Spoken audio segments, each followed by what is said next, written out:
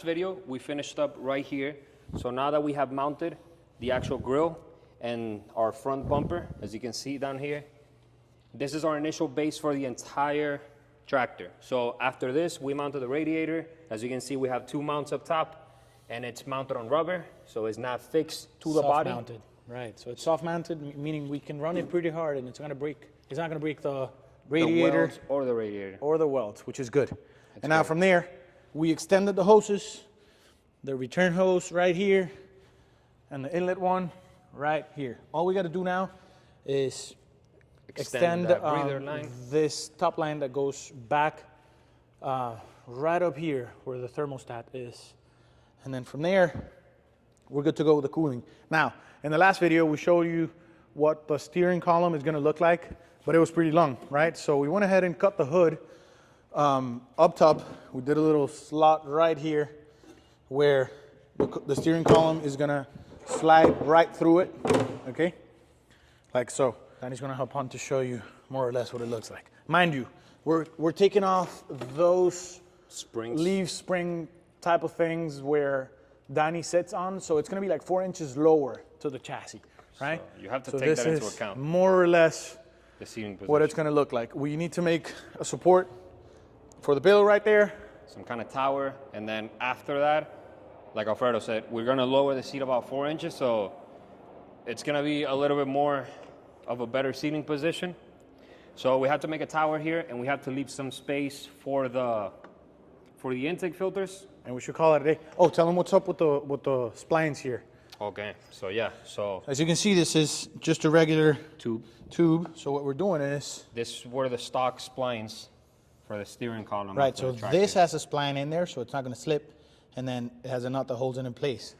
Now what we're doing is we're going to take this sheet of metal, weld it in place, and then we're going to weld that piece of plate onto the tube. Right, so if we want to take it off, we just take off the nut and remove the pull actual it right out from the splines, and we should be good. So there she is, taking shape. Getting closer. Let's go, baby.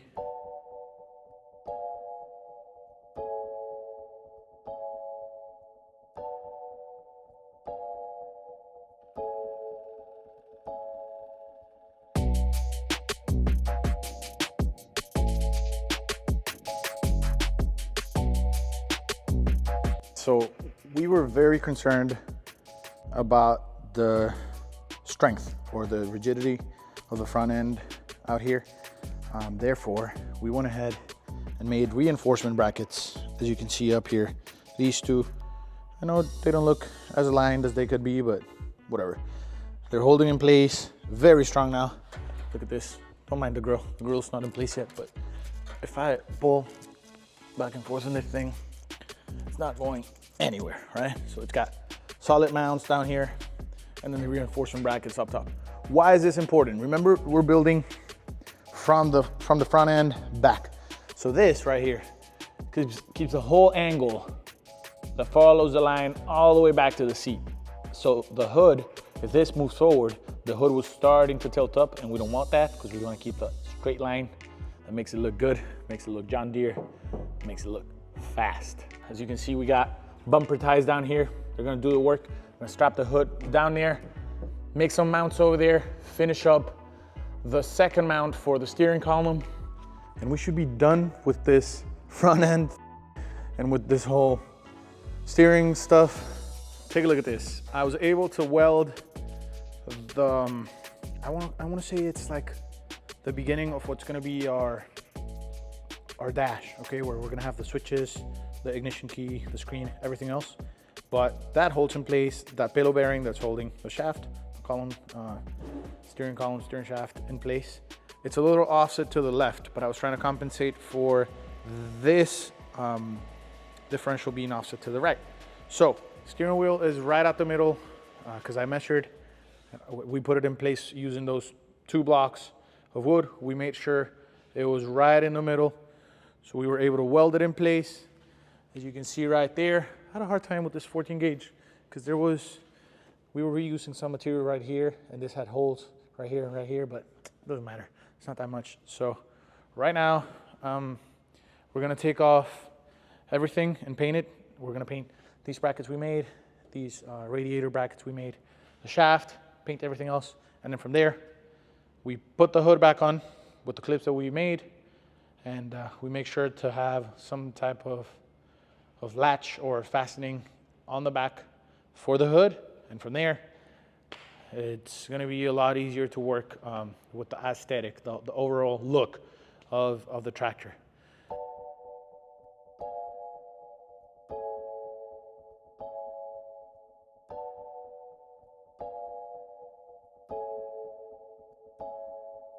So now we have the hood in place. Everything in the front end is where it has to go. Tightened up, everything's firm, everything will hold up. As you can see, this is the line we were talking about earlier on. This is the line that we said we want to keep the straight line going from the front of the hood all the way to the back of the frame, which looks very good. Steering column's in place. Now we just got to make a little dash with the screen and everything else. Air filters will go in here. They have room for that. This is firm, very, very sturdy.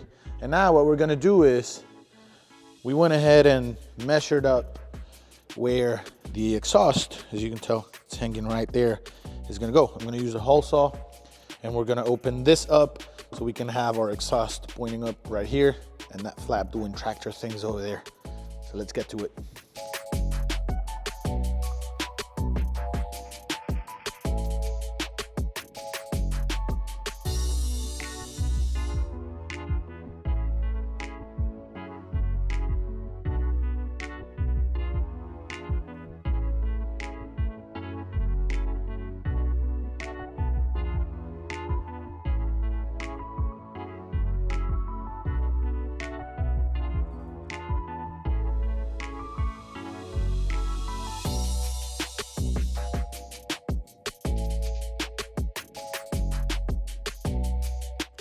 I don't know if we should be as excited for this as we are, but you guys got to take a look at this. Look at that. Proper tractor exhaust going up through the hood with this little flap. Now, are we going to get the fumes right in our faces? Yes. Are we going to get the flames right in our faces? Yes. Is that the plan? Most likely. Do we die? If we die like real men. Hell yeah. The next thing we're planning on doing is this. Right here is the shifter for the gearbox on the MT09. So I think we were talking about this a while ago, and we are going to run a suicide clutch setup, which is handle with the clutch on top, and it's going to be right next to the steering wheel, right? So we think that if we flip this in a way that it's pointing up instead, right? So let's say we put it right here. We would then be able to bend this little part out a little bit. This is metal. I don't think this is aluminum. I think this is iron. So we would be able to bend it out a little bit. I don't know if you can see it from here.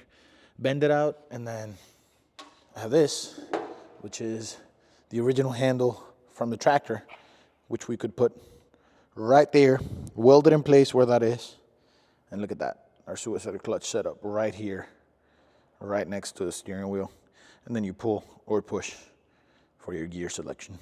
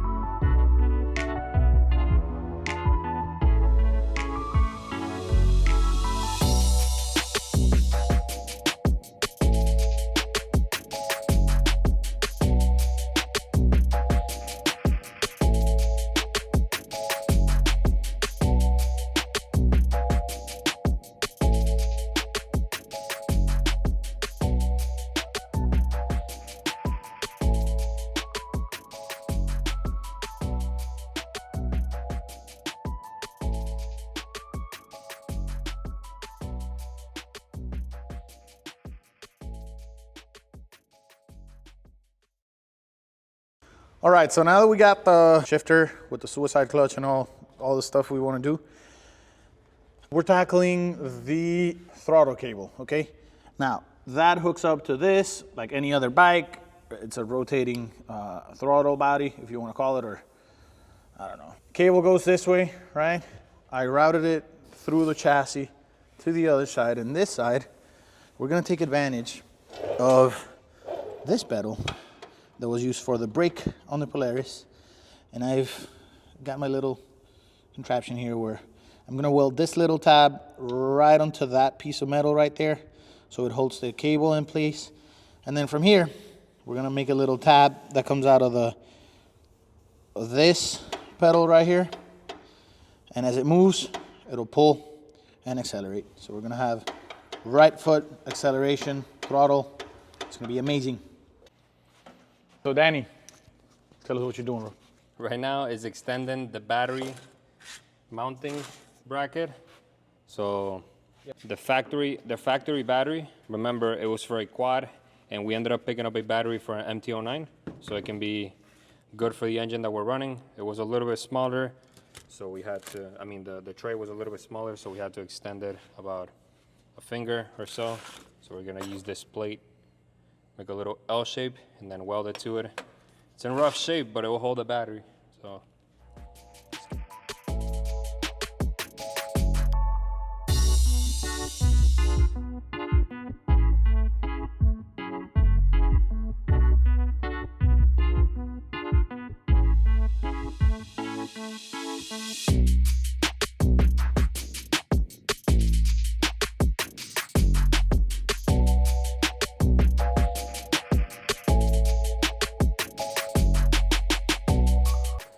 We already finished the whole fuel situation. We tested it, pump is working perfectly. And now we got the shifter in place, shifts perfectly too. We already tried that out too. Now, that wiring harness is gonna be a nightmare. Not because of not knowing what there is, but because there is so much stuff that we don't need, that if we take out, it'll cause malfunctions like codes, and the bike will not run without those. So we got to find a way to tuck them in for now, and before we can actually trick it into believing everything's there. So we got to tuck it somewhere in the frame, make sure it's not touching anything that's heating up. And now we're gonna go ahead and make a little plate for this dash out here. We have the original one from the John Deere. We're gonna try to work around that one and see how that goes.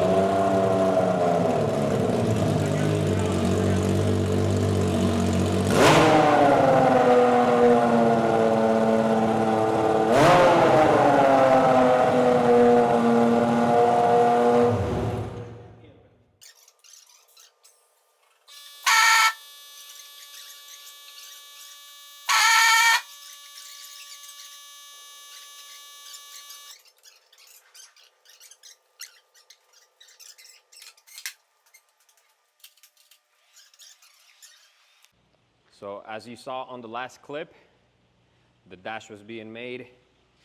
This is the original dash from the John Deere. We ended up adapting the screen from the MT09. As you can see, it looks very factory with the switch, with the key switch, the start button. Check it out. You have it in neutral right now. First gear, second gear, neutral. Check it out.